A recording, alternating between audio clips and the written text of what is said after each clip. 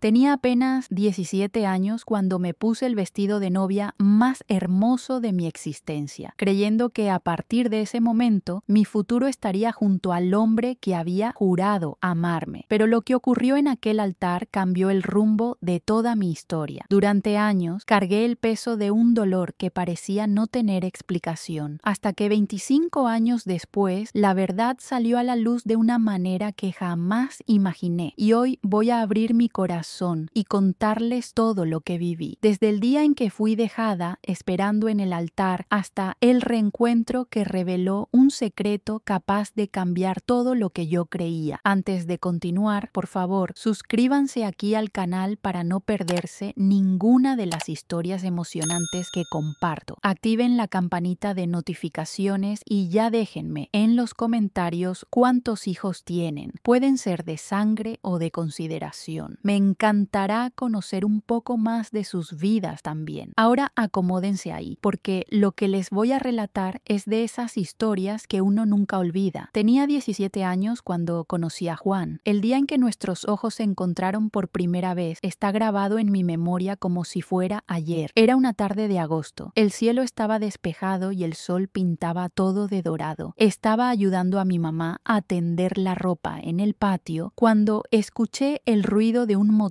subiendo por la cuesta. Era un camión viejo cubierto por el polvo rojizo de los caminos de tierra. El rugido del motor hacía que las ventanas de las casas temblaran ligeramente. Cuando el camión pasó frente a nuestra casa, vi al conductor. Era un muchacho alto, moreno, con esos ojos que parecían ver más allá del horizonte. Me sonrió, una sonrisa tímida, y sentí mi corazón dispararse como nunca antes. Mamá notó mi rostro sonrojado y movió la cabeza preocupada. No te hagas ilusiones con esos viajeros, María. Vienen y van como el viento, dijo, mientras colgaba una sábana blanca en el tendedero, pero ya era demasiado tarde. En ese breve momento, algo había cambiado dentro de mí. Comencé a esperar ansiosamente el ruido de aquel motor todos los días. Descubrí que Juan traía mercancías para el almacén de Don Joaquín 2 veces por semana. Empecé a inventar motivos para pasar por el almacén esos días. Necesito comprar azúcar, mamá, le decía, aun cuando nuestra azucarera estaba llena. Mi madre me miraba desconfiada, pero me daba algunas monedas. Trae también un poco de café, agregaba, sabiendo perfectamente lo que yo estaba haciendo. Fue en la tercera vez que fui al almacén que Juan realmente habló conmigo. Estaba fingiendo elegir entre 2 paquetes de harina cuando se acercó. La de la derecha es mejor para hacer pan, dijo con una voz grave que hizo que mi estómago diera vueltas. ¿Cómo lo sabes?, pregunté, sorprendida de que un hombre supiera algo sobre hacer pan. Mi abuela me enseñó. Ella hace el mejor pan de toda la región, respondió orgulloso. Nos quedamos conversando ahí mismo entre los sacos de granos y los estantes de víveres. Juan me contó que era huérfano, criado por su abuela desde pequeño. Habló sobre las ciudades que conocía, los caminos que recorría, los ríos que cruzaba. Yo escuchaba todo encantada, imaginando cómo sería conocer todos esos lugares. Un día te llevo a ver el mundo por la ventana de mi camión, prometió, y sus ojos brillaban de una manera que me hacía creer cada palabra. Cuando regresé a casa ese día, mi madre notó inmediatamente el cambio. ¿Qué pasó? Estás diferente, me dijo, estudiándome con esos ojos que parecían ver a través de mi alma. Nada, no, mamá, respondí, tratando de ocultar la sonrisa que insistía en brotar en mis labios. Pero por la noche, acostada en mi cama sencilla, con el ruido de los grillos entrando por la ventana, sabía que algo grande había comenzado, algo que cambiaría mi vida para siempre. Los encuentros con Juan se volvieron más frecuentes. Comenzó a aparecer en la misa dominical para sorpresa de toda la ciudad. ¿Desde cuándo ese camionero se volvió hombre de iglesia?, murmuraban las señoras mayores, acomodando sus rebozos de encaje. Juan no se preocupaba por los comentarios. Se sentaba en la última banca con camisa limpia y cabello peinado con brillantina, y sus ojos me buscaban entre las muchachas del coro. Después de la misa me esperaba en la plaza, siempre con algún pequeño recuerdo de sus viajes. Una cinta colorida, un dulce diferente, una flor que no crecía por aquí. Nuestra amistad creció rápido como planta después de la lluvia. Pronto estábamos caminando juntos por la ciudad, conversando sobre sueños y planes. Juan hablaba de comprar un camión camión propio algún día, tal vez abrir un pequeño negocio. Yo le contaba sobre mi deseo de aprender a leer mejor, de conocer lugares más allá de las fronteras de nuestro pueblito. Vas a conocer, María, te lo prometo, decía, apretando mi mano suavemente. Fue en una de esas tardes, sentados a la orilla del río que cortaba la ciudad, que Juan me besó por primera vez. Un beso torpe, tímido, que hizo que todo mi cuerpo temblara como hoja al viento. Perdóname, dijo después, rojo de vergüenza. No te disculpes, respondí, reuniendo un valor que no sabía que tenía. Me gustó. La verdad es que nunca había sido besada antes. En nuestra ciudad pequeña, donde todos se conocían y los ojos vigilantes de las matronas no perdonaban ningún desliz, pocos eran los momentos de privacidad que los jóvenes conseguían. 3 meses después de nuestro primer encuentro, Juan me pidió matrimonio. Estábamos en el portal de la casa de su abuela, doña Benita, una señora pequeña y arrugada, que me trataba con un cariño inesperado. María, no tengo mucho que ofrecer, dijo, sosteniendo mis manos entre las suyas, callosas por el trabajo duro. Pero todo lo que tengo y todo lo que soy es tuyo, si quieres. Sus ojos, siempre tan confiados cuando hablaba de los caminos y viajes, ahora me miraban con una vulnerabilidad que apretó mi corazón. Sí, Juan, quiero casarme contigo, respondí sin dudar ni por un segundo. Doña Benita, que fingía arreglar las macetas de plantas para darnos privacidad, sonrió al escuchar mi respuesta. Más tarde, cuando conté la noticia en casa, mi madre no pudo ocultar la preocupación. María, ¿te vas a casar con ese muchacho? ¿Apenas lo conoces?, argumentó, frunciendo el ceño mientras movía los frijoles en la estufa de leña. Sí me voy a casar, mamá. Me pidió matrimonio la semana pasada, respondí decidida. El humo de la estufa empañaba mi visión, pero no podía ocultar el brillo de mis ojos. Mi padre, hombre de pocas palabras, apenas suspiró profundamente. Si es eso lo que quieres, hija, dijo finalmente, entonces que Dios los bendiga. En las semanas que siguieron, nuestra casa se volvió un verdadero hormiguero de preparativos. El aroma de café colado y el sonido de los martillos arreglando nuestra casita para la fiesta de bodas llenaban mis días. Cosía mi vestido blanco a la luz del quinqué, puntada por puntada, soñando con nuestra vida juntos. El día de mi boda amaneció con un sol dorado que entraba por la ventana del cuarto como una bendición divina. Desperté antes del primer canto del gallo, con el corazón latiendo tan fuerte que parecía querer salirse del pecho. Pasé la mano por la sábana bordada que mi madre había preparado para mi ajuar y respiré profundo, tratando de calmar la ansiedad que me consumía por dentro. Hoy sería el día más importante de mi vida, el día en que yo, María de los Dolores, me convertiría en esposa de Juan. Durante semanas había soñado con este momento, imaginando cómo sería caminar hasta el altar, cómo sería la expresión en su rostro al verme de blanco. Doña Benita, la abuela de Juan, había prometido traerlo temprano para los últimos preparativos. Me senté en la orilla de la cama y miré el vestido colgado en la puerta del ropero. Era sencillo, pero cada punto había sido dado con tanto amor y esperanza que para mí era el vestido de novia más bello que jamás existió. Me levanté y fui hasta la cocina, donde mi madre ya estaba encendida en la estufa de leña, preparando un café fuerte. Mamá, ¿dónde está la abuela de Juan?, pregunté mientras me acomodaba el cabello, que aún estaba despeinado del sueño. Aún no llega, hija, pero no te preocupes, todavía es temprano, respondió, extendiéndome una taza humeante. El aroma del café recién hecho llenó mis pulmones, trayendo un poco de calma a mi espíritu agitado. Las vecinas comenzaron a llegar poco después, todas animadas, hablando al mismo tiempo, trayendo flores, pasteles y consejos que yo, en mi inocencia de 17 años, apenas comprendía. El vestido blanco se deslizó por mi cuerpo como agua fresca de arroyo, haciéndome sentir como una princesa de los cuentos que mi abuela me contaba cuando era pequeña. Había adelgazado de ansiedad en las últimas semanas y el vestido estaba un poco holgado en la cintura, pero nadie además de mí parecía notarlo. Doña Aparecida, nuestra vecina más cercana, había traído flores frescas de su patio para prenderlas en mi cabello. ¡Qué novia más linda! Juan es un hombre de suerte, dijo, acomodando los rizos que enmarcaban mi rostro joven. Sonreí en agradecimiento, pero mis ojos no podían dejar de buscar el reloj en la pared de la sala. Las manecillas parecían moverse más rápido de lo lo normal esa mañana. 9 horas, 10 horas, 11 horas. La misa estaba programada para el mediodía y aún no había señal de Juan o de su abuela. Una incomodidad comenzó a crecer dentro de mi pecho, pequeña al principio, pero aumentando cada minuto que pasaba. Mandé a mi hermano menor, Pedro, correr hasta la casa amarilla donde Juan vivía con su abuela. Mientras esperaba, comencé a caminar de un lado para otro de la sala, el vestido blanco susurrando a cada paso, las manos sudadas, apretando el rosario de plata que recibí de mi madrina. Pedro regresó jadeando, el rostro rojo del esfuerzo. La casa está cerrada, María. No hay nadie ahí, dijo recuperando el aliento. Mi estómago se revolvió como si hubiera tragado una piedra de hielo. Las invitadas, que hasta entonces conversaban animadamente, comenzaron a susurrar por los rincones, lanzando miradas de reojo en mi dirección. Sentía el sudor frío corriendo por la espalda, manchando el vestido que había tomado meses hacer. Debe estar viniendo, hija. Los camioneros a veces se atrasan en la carretera. Mi madre trató de calmarme, pasando la mano por mi cabello, como hacía cuando era niña y tenía pesadillas, pero en el fondo de mi corazón sabía que algo no estaba bien. Juan nunca se atrasaba para nuestros encuentros. Era puntual como la campana de la iglesia, siempre llegando algunos minutos antes de lo acordado. Su rostro se iluminaba con una sonrisa cuando me veía, y sus manos callosas por el trabajo duro sostenían las mías con tanta delicadeza que hacía que mi corazón se derritiera como mantequilla al sol. Cada 10 minutos iba hasta la ventana, apartaba la cortina de encaje y miraba hacia el camino, esperando ver el polvo anunciando la llegada de su camión. Pero el camino permanecía desierto, excepto por algunas gallinas que escarbaban despreocupadas y niños que corrían descalzos, ajenos al drama que se estaba desarrollando. Las horas pasaban y la esperanza dentro de mí comenzó a menguar, reemplazada por un miedo que nunca había sentido antes. ¿Y si algo terrible le había pasado a Juan? ¿Un accidente en la carretera? ¿Una enfermedad repentina? O peor aún, ¿y si había cambiado de opinión? Traté de alejar este último pensamiento, pero se negaba a irse, pegándose a mi mente como garrapata en ropa de domingo. Las lágrimas comenzaron a empañar mi visión y luchaba por contenerlas, no queriendo estropear el maquillaje sencillo que doña Aparecida había hecho con tanto cariño. Mi padre, hombre de pocas palabras, pero de corazón grande, se acercó a mí y puso la mano pesada en mi hombro. ¿Quieres que vaya a buscarlo, hija?, preguntó, la voz ronca de emoción contenida. Asentí con la cabeza, incapaz de articular palabras a través del nudo que se formaba en mi garganta. Mediodía en punto. La campana de la iglesia sonó 12 veces y cada campanada resonaba en mi pecho como un martillazo despiadado. Estaba parada en la puerta de nuestra casa sencilla, con el ramo de margaritas que mi hermana había recogido en el campo, ya comenzando a marchitarse en el calor intenso del mediodía. Los invitados, vestidos con sus mejores ropas, comenzaron a dirigirse hacia la iglesia, lanzándome miradas de lástima y curiosidad. Algunos murmuraban entre sí, otros apenas movían la cabeza en silencio. El padre Antonio mandó recado diciendo que esperaría un poco más antes de comenzar la ceremonia. Vamos a esperar un poco más, María, susurró mi madre, acomodando nerviosamente el velo que ella misma había usado en su boda 20 años antes. Las personas en la iglesia se movían inquietas en las bancas de madera. Yo escuchaba los murmullos, las risitas ahogadas, los suspiros de lástima. Mi padre había salido con mi tío y algunos vecinos para buscar a Juan en las carreteras y en las cantinas de la ciudad. Regresó 2 horas después, rojo de vergüenza y de calor, jalándose el bigote nerviosamente. No lo encontramos en ningún lugar, María. Nadie lo vio hoy, dijo, evitando mirarme directamente. ¿Dónde está ese muchacho?, refunfuñaba entre dientes, la rabia mal contenida en su voz normalmente calma. Las horas se arrastraban como caracoles. 1 de la tarde, 2 horas. El ramo estaba completamente marchito en mi mano temblorosa. Las lágrimas que había logrado contener hasta entonces comenzaron a correr libremente, dejando rastros salados en el polvo de arroz que cubría mi rostro joven. Doña Aparecida se acercó, tocando mi hombro con gentileza. «Ven, niña, vamos a casa», sugirió, la voz llena de compasión. «No, él va a llegar, lo prometió», grité con una fuerza que no sabía que tenía dentro de mí, pero en el fondo de mi corazón una certeza dolorosa comenzaba a tomar forma. Juan no vendría. El novio había abandonado a la novia en el altar, dejando atrás solo preguntas sin respuesta y un amor que ahora se transformaba en dolor. Me quité el velo con las manos temblorosas y lo tiré al suelo de la iglesia. El tejido blanco que había sido bordado con tanto cariño por mi madrina voló como una paloma herida antes de posarse en el polvo del piso de madera. Sentí las miradas de las personas clavadas en mí, algunas de lástima, otras de curiosidad cruel, como si fuera un espectáculo triste para el entretenimiento de esa tarde de domingo. Ya pasaban de las 3 horas y la certeza amarga se había instalado en mi pecho. Juan no vendría. El hombre que había jurado amor eterno, que me había prometido mostrar el mundo a través de la ventana de su camión, había desaparecido como rocío al sol. Mi padre, rojo de humillación, trataba de mantener la dignidad al despedirse de los invitados en la puerta de la iglesia. «Hija, vamos a casa», dijo, extendiendo la mano callosa en mi dirección. Sentí las lágrimas calientes corriendo por el rostro, borrando los últimos vestigios del polvo de arroz que doña Aparecida había aplicado con tanto cuidado horas antes. Miré una última vez hacia el altar adornado con flores blancas, hacia el lugar donde debería haber dicho sí al hombre que amaba, y sentí mi corazón romperse en 1000 pedazos. Nunca más seré la misma, pensé mientras aceptaba la mano de mi padre y caminaba hacia afuera de la iglesia. El sol de la tarde era despiadado, cegándome momentáneamente cuando salí a la plaza. Las personas se apartaban para dejarme pasar, como si mi desgracia fuera contagiosa. Algunos susurraban detrás de las manos, otros bajaban los ojos, incapaces de enfrentar la profundidad de mi humillación. Caminé de vuelta a casa en silencio, pisando los pétalos de flores que los vecinos habían esparcido por la calle. Cada paso dolía como si estuviera caminando sobre vidrios rotos. El vestido blanco, que horas antes parecía tan hermoso, se iba poniendo gris de polvo y manchado con mis lágrimas. Las calles de la pequeña ciudad que conocía desde que nací parecían extrañas ahora, como si estuviera en un lugar completamente desconocido. Cuando llegamos a casa, encontramos a algunas mujeres ya desmontando los adornos de la fiesta que no sucedió. Las mesas largas que habían sido montadas en el patio, cubiertas con manteles blancos prestados, ahora parecían esqueletos de un sueño muerto. El olor del pollo asado y de los dulces aún flotaba en el aire, mezclándose con el aroma amargo de mi desilusión. Mi madre se acercó, los ojos rojos de tanto llorar. «Ven, hija, te voy a ayudar a quitarte ese vestido», dijo, guiándome hacia el cuarto como si fuera una niña pequeña. Dejé que desabotonara los pequeños botones en la espalda del vestido, sintiendo un alivio extraño cuando el tejido se deslizó por mi cuerpo y cayó al suelo en un montón de encajes y sueños deshechos. Me puse mi ropa de casa, una falda sencilla y una blusa de algodón, y me senté en la orilla de la cama mirando hacia la nada. «¿Qué voy a hacer ahora, mamá?», pregunté, mi voz sonando extraña y distante a mis propios oídos. ¿Cómo voy a mirar a la cara de las personas después de esto? En los días que siguieron fui tomada por una apatía profunda. Me negué a salir del cuarto, a comer, a hablar con quien fuera. El vestido de novia fue guardado en el fondo del baúl, junto con todos los pequeños recuerdos que Juan me había dado. Cada objeto parecía burlarse de mí, recordándome mi ingenuidad. Mientras yo me consumía de tristeza, la ciudad hervía de chismes. Por las rendijas de la ventana, escuché a las vecinas conversando en el patio, sus voces llegando hasta mí como puñales afilados. «Yo siempre supe que ese Juan no servía», decía doña Juana, la más chismosa de todas. «Hombre sin familia, criado solo por la abuela, ya debía haber hecho travesuras por ahí. Dicen que tenía otra mujer en la ciudad vecina», comentaba otra, la voz cargada de falsa compasión. «Pobre María, qué humillación». Cada palabra era como sal en una herida abierta. Cubría la cabeza con la almohada tratando de ahogar el sonido, pero las voces parecían hacer eco dentro de mi cabeza, mezclándose con el recuerdo de la voz de Juan, sus promesas que ahora sonaban vacías y falsas. Hasta la iglesia, que siempre había sido un lugar de consuelo para mí, ahora parecía un escenario de pesadilla. Cuando mi madre sugirió que fuera a la misa de domingo, reí amargamente. ¿Para qué? ¿Para que todos se queden mirándome como si fuera fuera una atracción de circo? No, mamá, no puedo, no puedo. Fui a la casa de doña Benita 3 veces. La primera, al día siguiente de la boda, que no hubo. La viejita abrió la puerta con los ojos rojos e hinchados, pareciendo haber envejecido 10 años de la noche al día. No sé dónde está, niña. Salió de casa en la madrugada de la boda y nunca más volvió. Ni una palabra, ni una nota. Desapareció como humo, dijo, la voz temblorosa de dolor. Parecía tan perdida